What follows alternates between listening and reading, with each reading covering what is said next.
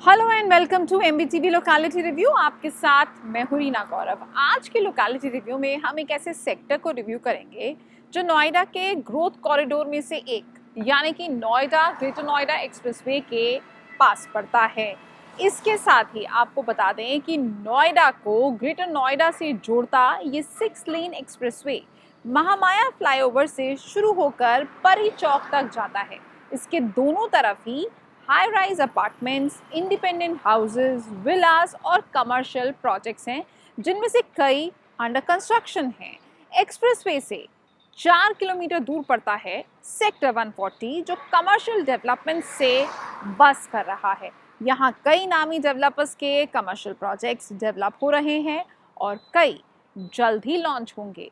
तो हमने सोचा कि क्यों ना हम आपको इस सेक्टर की जानकारी दें, ताकि आप राइट टाइम पर राइट इन्वेस्टमेंट करने का फैसला ले सकें। तो आप वीडियो के एंड तक ज़रूर देखें ताकि आप एक वेल इन्फॉर्म्ड डिसीजन ले सकें।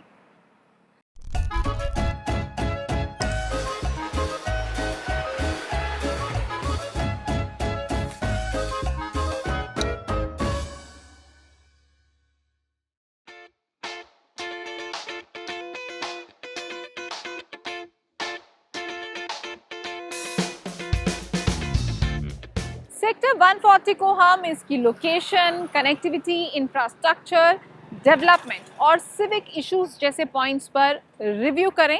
उससे पहले आप एमबीटीवी को सब्सक्राइब करें और न्यू वीडियोस के नोटिफिकेशन के लिए बेल आइकन प्रेस करना ना भूलें। सेक्टर 140 की स्ट्रैटेजिक लोकेशन ही इसका सबसे बड़ा यूएसपी है। इस सेक्टर की नोएडा अथॉरिटी ने मिक्स्ड यूज प्लानिंग की है। यहाँ पर इंडस्ट्रियल और कमर्शियल यूज के लिए जोन्स हैं।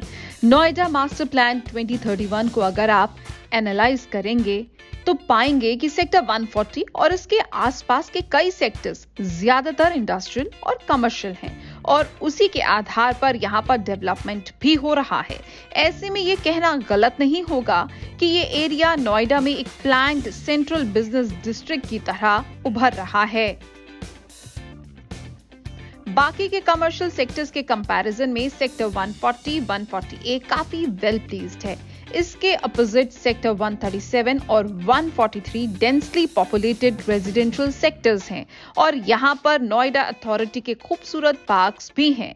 वहीं सेक्टर 141 रिक्रिएशनल ग्रीन है। नोएडा ग्रेटर नोएडा एक्सप्रेसवे के अलावा सेक्टर 140 को अंडर कंस्ट्रक्शन फरीदाबाद, नोएडा, गाजियाबाद या FNG एक्सप्रेसवे का भी इजी एक्सेस मिलेगा। फ्रेस्को चौक 2 किलोमीटर और DND फ्लाईओवर यहाँ से अप्रोक्सीमेटली 17 किलोमीटर दूर पड़ता है। फ्यूचर में यहाँ से अंडर कंस्ट्रक्शन जेवर एयरपोर्ट तक पहुँचना भी काफी कन्वीनियंट होगा।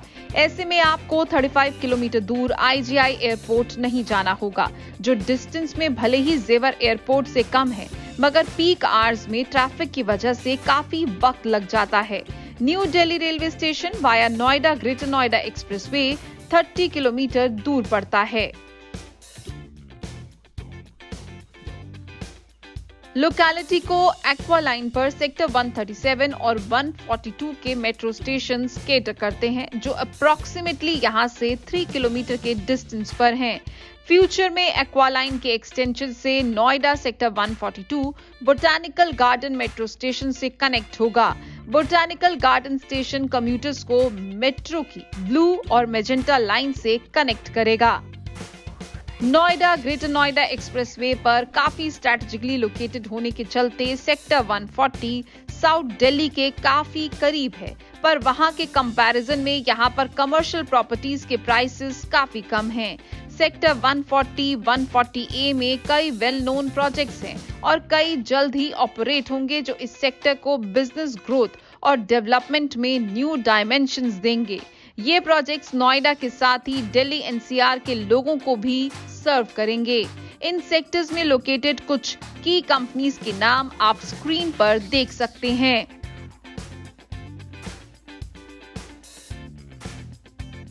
सेक्टर 140 और 140A में इस वक्त कमर्शियल प्रॉपर्टी का एवरेज पर स्क्वायर फुट रेट 17,031 रुपीस और 15,464 रुपीस है। टेबल के जरिए आप बजट सेगमेंट में प्रॉपर्टी प्राइसिंग की रेंज देख सकते हैं। सेक्टर 140 और 140A में प्रॉपर्टीज से जुड़ी लेटेस्ट और ज्यादा जानकारी के लिए आप मैजिक ब्रिक्स की वेबसाइट भी विजिट कर सकते हैं। इसका लिंक हमने स्क्रीन और डिस्क्रिप्शन दोनों में दिया हुआ है। इन सेक्टर्स में Fairfox Eon, Bhutani Cyberthum, GY Mantis, CRC the flagship, Centrade business park by केरासा जैसे कई डिफरेंट स्केल के कमर्शियल प्रोजेक्ट्स डेवलप हो रहे हैं। इन प्रोजेक्ट्स में डेवलपर भी कुछ न कुछ यूनिक कर रहे हैं, जैसे 5 एकड़ में आ रहे podium based commercial project GY mantis के एंट्रेंस में 6,700 स्क्वायर फीट में बनने वाला फाइन डाइनिंग स्पॉट फ्यूचर में इंस्टाग्रामेबल स्पॉट बनेगा, क्योंकि ये एक फैल्कन शेप्ड स्ट्रक्चर होगा जो न्यूयॉर्क के वर्ल्ड ट्रेड सेंटर के द ऑक्यूलस जैसा बनेगा। स्क्रीन पर दिए टेबल से आप इन प्रोजेक्ट्स की डिटेल्स जान सकते हैं। हमने हाल ही में इन सेक्टर्स में डेवलप हो रहे कुछ प्रोजेक्ट्स का रिव्यू भी किया है, साथ ही आसपास के सेक्टर्स 131 से 150 का भी लोकेलिटी रिव्यू किया है। आप डिस्क्रिप्शन में उनका लिंक चेक करके डिटेल वीडियोस भी देख सकते हैं, ताकि आप किसी भी प्रॉपर्टी में इन्वेस्ट करने से पहले अपनी जरूरत के हिसाब से डिसीजन ले सकें। कैचमेंट की बात करें तो सेक्टर्स 135, 137, 142 और 143 में कई रेजिडेंशियल प्रोजेक्ट्स हैं। कुछ ready to move in projects की डिटेल्स, नंबर ऑफ अपार्टमेंट्स के साथ आप सेक्टर वाइज स्क्रीन पर देख सकते हैं। इसके अलावा यहाँ पर अंडर कंस्ट्रक्शन प्रोजेक्ट्स जैसे ब्लॉसम काउंटी, SKA ओरायन, गुलशन बॉटनिया, गुलशन डायनेस्टी में भी कई अपार्टमेंट्स डेवलप हो रहे हैं और आने वाले समय में हजारों घर और बनेंगे। फिलहाल इतने सारे घरों और उनमें रहने वाले लोगों के लिए इस एरिया में कोई खास रिटेल या एंटरटेनमेंट ऑप्शंस नहीं है। ऐसे में सेक्टर 140, 140A में डेवलप हो रहे कमर्शियल प्रोजेक्ट्स को एक अच्छा फुटफॉल मिलेगा।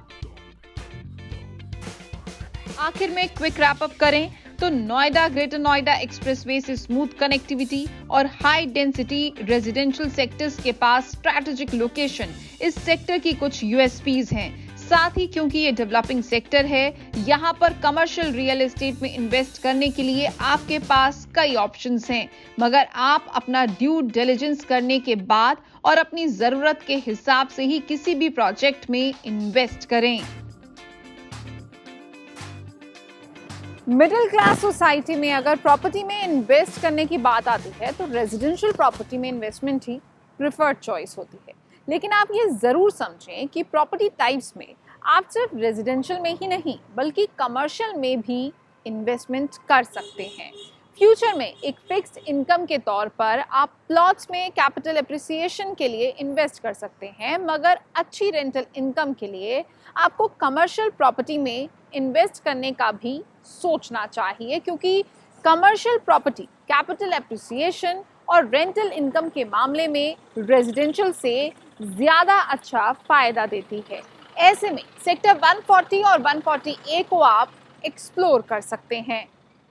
आपको हमारा सेक्टर 140 और 140A का लोकेलिटी रिव्यू कैसा लगा, नीचे कमेंट सेक्शन में लिखकर ज़रूर बताएं। अगर आप चाहते हैं कि हम किसी और सेक्टर का रिव्यू करें तो भी आप हमें कमेंट सेक्शन में लिखकर बता सकते हैं। चलिए इसी के साथ मुझे और मेरे कैमरा पर्सन मनीष को दीजिए इजाज़त, लेकिन हाँ उससे पहले MBTV को सब्सक्राइब करना ना भूलें और न्यू वीडियोस के नोटिफिकेशन के लिए बेल आइकन ज़रूर प्रेस करें।